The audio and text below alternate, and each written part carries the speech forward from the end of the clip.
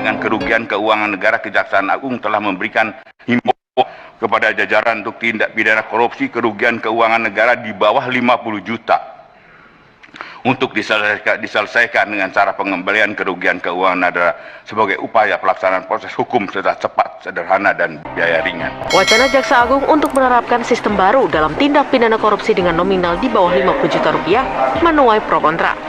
Anggota Komisi 3 DPR RI Arsul Sani menilai wacana dari Jaksa Agung patut dikaji lebih lanjut.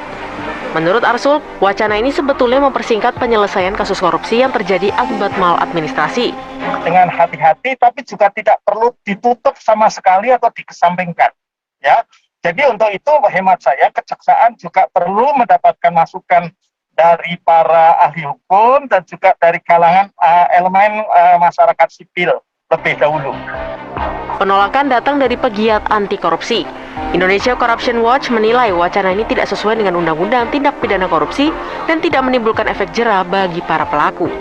Sebelumnya dalam rapat kerja dengan Komisi 3 DPR RI Kamis lalu, Jaksa Agung ST Burhanuddin menyebut, bagi kasus tindak pidana korupsi di bawah 50 juta rupiah akan diproses dengan pengembalian dana agar proses hukum berlangsung efisien dan cepat. Dengan kerugian keuangan negara, Kejaksaan Agung telah memberikan himbauan kepada jajaran untuk tindak pidana korupsi kerugian keuangan negara di bawah 50 juta untuk diselesaikan dengan cara pengembalian kerugian keuangan negara sebagai upaya pelaksanaan proses hukum secara cepat, sederhana, dan biaya ringan. Sejumlah pihak merespons wacana Jaksa Agung yang ingin mengubah sistem dalam tindak pidana korupsi dengan nilai di bawah 50 juta rupiah tanpa eksekusi pidana, melainkan dengan pengembalian dana negara. Indonesia Corruption Watch menyebut wacana ini justru meningkatkan gairah para koruptor untuk melancarkan aksinya.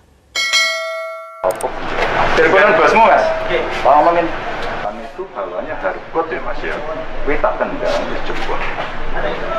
Jadi sampean aja ngapusi aku. Wis kelingan yang pertama kali aku nyampe pesen karo sampean aja dikorupsi. Kualitasnya sing apik dan sampean janji. Nek ora kejaksaan, Mas. Ya, sing foto-foto kaya rambut koting, gawe apa bentuke kasar. Nek tukangmu ora iso noto foto coklat kae, bentuk ornamen, sampeyan ora percaya.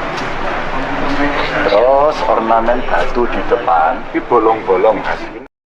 Gubernur Jawa Tengah Ganjar Pranowo murka saat menemukan tembok palsu di bangunan SMA Negeri Tawangmangu. Ganjar mengancam membawa kasus ini ke kejaksaan jika bangunan tersebut tidak diperbaiki.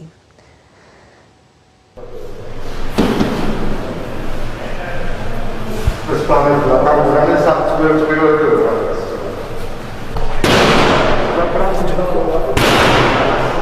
Saat melakukan inspeksi mendadak ke bangunan SMA yang baru dibangun, Ganjar menemukan beberapa bagian bangunan SMA yang dikerjakan asal-asalan.